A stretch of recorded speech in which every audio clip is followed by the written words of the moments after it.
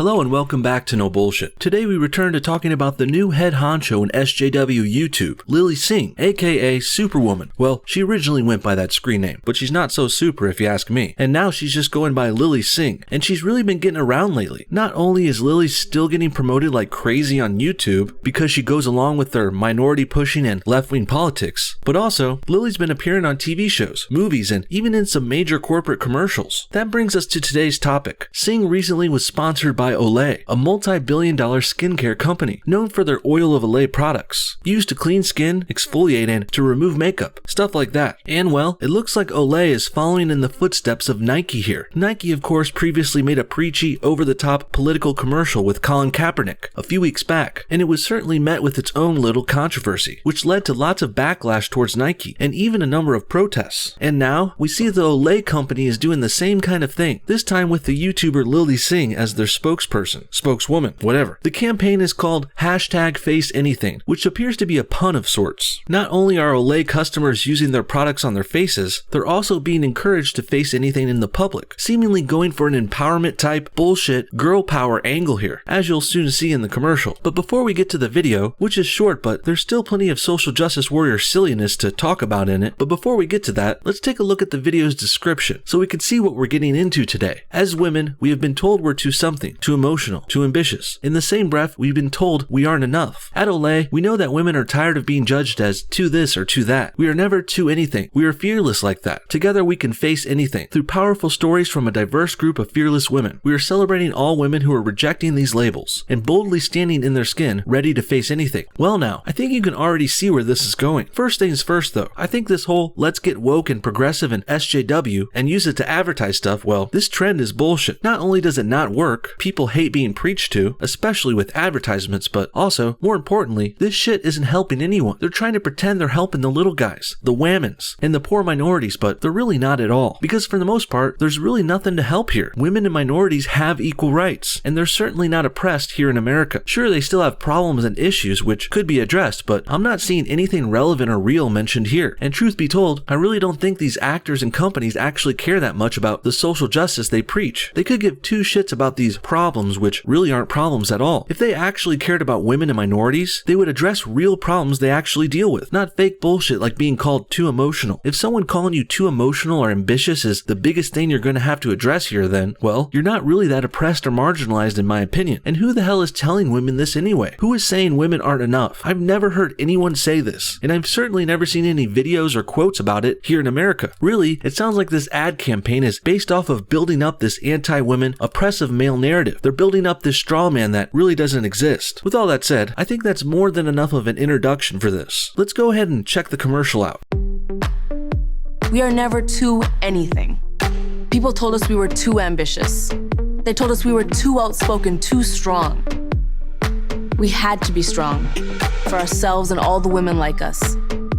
You had to be strong, you say. Well, honey, I hate to break it to you, but we all had to be strong. Life is hard on all of us, and I really don't like the implication that it's harder for women. Not one bit. It really makes you sound like whiny, entitled little brats. Not to mention this is usually completely wrong, too. If anything, men have it much harder in this world. Men have to not only work harder in more intense and dangerous jobs, we also have to risk our lives when it comes to war and volunteering for service. Men also don't receive nearly the same levels of sympathy and public support, whether it be from charities or from the government. So I wouldn't necessarily bring this point up on my own, but now that Lilly and her commercial has claimed the opposite, I can't help but set the record straight here. It's not harder to be a woman in today's American society. It's much harder to be men. Why do you think the male suicide rate is much higher? It's because men not only go through harder times and are more isolated and expected to make it on our own, but also men and boys are discouraged from speaking out and getting help and talking about our emotions and our feelings at all. Women, on the other hand, are expected to be emotional. They're encouraged to even. Hell, this very commercial itself said women can't be too emotional, implying they should be as emotional as they want. And this over-the-top, over-expressive, modern SJW mindset also leads to a lot more complaining from women as well. Complaining goes hand in hand with being emotional after all. Usually when you talk about your feelings, you're either saying how you like or love something, or how you hate or can't stand something. And on the hating side, that hate comes from complaining about something, which in this commercial's case, the women in the commercial and behind the camera, they're saying they had to be strong because it's so hard for a woman to grow up and live in our world. But what's hard for a woman would probably be considered easy for a man, which is what I'm trying to say here. It's actually harder for men, but we naturally complain less. And on the flip side, it's easier for women, but they complain more. And now they've become so deluded, they think complaining more means they're struggling more. But that's not true at all. Complaining isn't actually correlated with the amount you struggle or the hardship you experience. Some people just complain more, and others never complain. For example, a bum on the streets barely having enough food for the day, struggling to survive, he could still be a happy-go-lucky person who's happy to be alive and never complains. While on the other hand, a rich privileged woman who never had to work a day in her life and always has the finest things, well, she could still complain constantly about every little thing. Believe me, I've seen it. And this goes beyond a male versus female thing too. This can be true of anyone, but on average, women do complain more than men. And it looks like they've also been coddled and babied for so long, they actually believe that complaining more means they struggle more. But it really doesn't. And lastly, before we continue, let me back this up and address the first line of the video, in which Lilly says, "We are never too anything," which of course is just patently false. You can be too short to ride a roller coaster, or you can be too young to vote or run for office. You can also be too aggressive of a driver and crash your car all the time and damage public property. Or you can also be too sexual and devious, resulting in illegal fornicating like bestiality or pedophilia. You can also be too violent and physical, causing people to get injured or even killed. And you can be too skinny to play football, or you can be too fat to fit in your seat on an airplane. I think you get my point. You can clearly be too to many things. But for some reason, Olay and Lilly and the SJWs, they want to push this idea that women can never be too anything, virtually saying girls can do whatever they want and they can do no wrong. And this really gets down to the core problem of what's going on in this video and its message. Olay and Lilly are pretending women are perfect little angels who can do no wrong, effectively patronizing them as if all girls are children, which honestly, I could make a strong argument for myself, but not today. And if women really want things to be fair, and if feminists really want equality, this is not it. This is not women being treated the same as men. This is women being treated above men and put up on pedestals. But to me, it doesn't feel like they're on a higher, better, progressive plane, like how the SJWs would have you think. To me, it's like how people idolize their pets. Women are put on pedestals like a family pet dog. The dog you never get mad at, even if it tears something up or pisses all over the rug. And sure, women and dogs have it easy. They don't have to worry about work or finding their own food or housing. But no one's pretending dogs are equal to humans. But in this messed up SJW dynamic, they still want you to think women are strong and equal to men, even though they're treating them like children who aren't culpable for their actions. And this is just basically another way for left-wingers to have their cake and eat it too, if you ask me.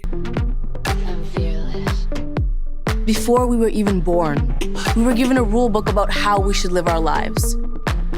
Rules about being too defiant, too different, too emotional. Our size wasn't right.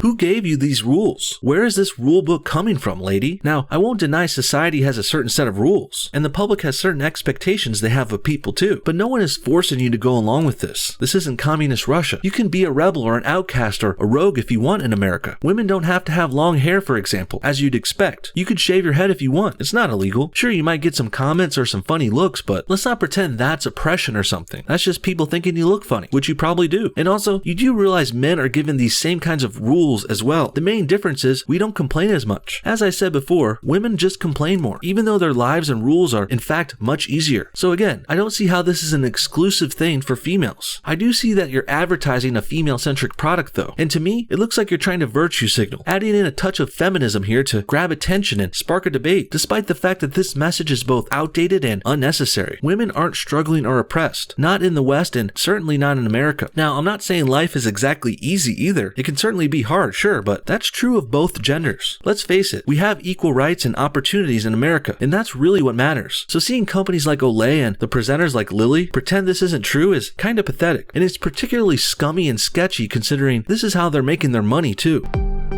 Because of who we are, we had to live fearlessly. But we've learned that nobody tells us who we are but ourselves. Women everywhere are defying the norms. And we're doing it in our own way. I can face anything. Jesus Christ, lady, you're not a motivational speaker. You're selling soap. Get over yourselves. And speaking of selling soap, or more specifically, face soap and makeup remover stuff that's sold alongside mainstream makeup products, well, doesn't it seem a little hypocritical for Olay to pretend to say everyone can be different while peddling the same face crap that is kind of making everyone the same? Just saying. I'm not sure if Olay thought this whole thing through. They're basically a beauty and makeup based corporation who's telling people to not worry about how you look in this commercial. And well, if that's true, I don't don't think these potential customers need to buy your fancy, overpriced face cleaners then. If we were being consistent here, that is. But I guess that's too much to expect from these SJW wackos. I guess you could say I'm calling them too inconsistent, to which they would respond, of course, women can never be too anything. We know who we are. I'm fearless.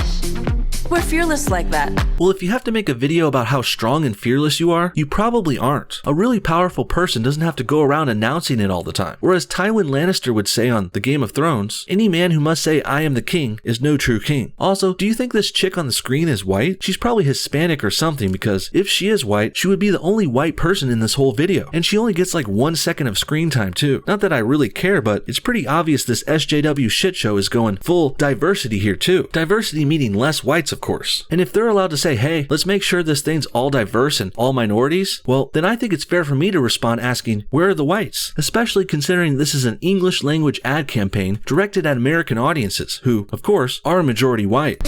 And together, we can face anything. I'm fearless. Well, I have to say, I'm not convinced. And as I said before, if you girls were really as strong as you pretend to be, you wouldn't be complaining about everything, thinking your lives are so hard. They're not. And I think this commercial is doing a disservice to women overall. And don't get me wrong either. I know it sounds like I'm ragging on the ladies a lot today, but I really don't hate women at all. I love them, in fact. I love my wife, my mother, my sister, and more. I love women, and that's why I treat them with respect. And I treat them like equals too, deserving of not only respect, but also fair and equal treatment in society. That's why I don't like seeing SJWs treat women like helpless children who can do no wrong. No thank you. I prefer to go with actual gender equality, which the original feminists fought for and won generations ago. And now, modern third wave feminists don't want equality anymore. They say they do and pretend to, but really, they want privileges and special treatment, which in a lot of ways, women already have. Girls are already preferred over men in many situations. The courts prefer women, for example, giving them lighter punishments and better deals in divorces and child custody. Women also get more benefits and support from the government and charities too, as I went over before. So I say, it's time for the ladies to stop acting like you're so oppressed, because at this point, you have more control than men do right now, while pretending it's the opposite. And as we've seen, it seems like it's really never enough for people like this. What do you guys think? Was this Olay ad another agenda-pushing SJW nightmare? Will this trend of political left-wing ads ever end? And do you think Lilly Singh will ever shut her mouth about progressive nonsense? Comment your thoughts on everything below, and thanks for watching No Bullshit. See y'all next time.